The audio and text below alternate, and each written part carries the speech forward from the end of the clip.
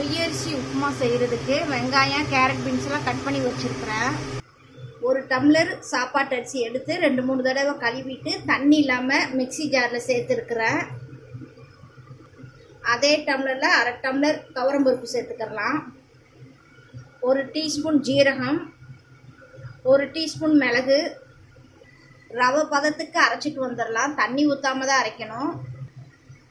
Powder பண்ணிட்டு வந்தாச்சு. நொய் அரிசி ரெடி ஆயிடுச்சு. இப்போ தாளிச்சுக்கலாம். ஒரு குக்கரை அடுப்பில் வச்சு கொஞ்சம் எண்ணெய் நெய் சேர்த்துக்கலாம். கடுகு, கடலைப்பருப்பு, கொஞ்சமாக பெருங்காயத்தூள், இஞ்சி, வரமிளகாய் கம்மியாக சேர்த்தா போதும். மிளகு ஜீரகம் சேர்த்துருக்குறோம். கருவேப்பிலை, கட் பண்ணி வச்ச வெங்காயம் சேர்த்துக்கலாம். வதக்கிக்கிறணும். கேரட் பீன்ஸ் கட் பண்ணி வச்சுருக்கேன். விருப்பம் இருந்தால் சேர்த்துக்கோங்க, இல்லாட்டினா இதுவே போதும். வெங்காயம் வரமிளகாவே போதும். எல்லாத்தையும் வதக்கிக்கலாம். உப்பு சேர்த்துக்கலாம். வெங்காயம் நல்லா வதங்கிடுச்சு. இப்போ மிக்சியில் பண்ண நொய் அரிசியை சேர்த்துக்கலாம். அதை 1 நிமிஷம் வதக்கி விட்டுக்கலாம்.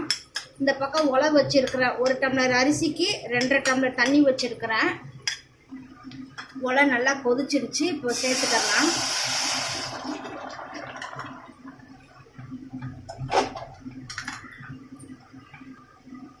நல்லா மிக்ஸ் பண்ணிக்கலாம். குக்கரை மூடி வச்சு லோ ஃப்ளேம்லேயே 5 நிமிஷம் வச்சுக்கலாம். சவுண்டு வரணும்னு அவசியம் இல்லை. 5 நிமிஷம் அப்படியே இருக்கட்டும். குக்கரை ஓப்பன் பண்ணிக்கலாம். கொஞ்சமாக நெய் சேர்த்துக்கலாம். கொஞ்சம் மல்லித்தலை சேர்த்துக்கலாம். மிக்ஸ் நொய்யரிசி உப்புமா ரெடி ஆயிடுச்சு.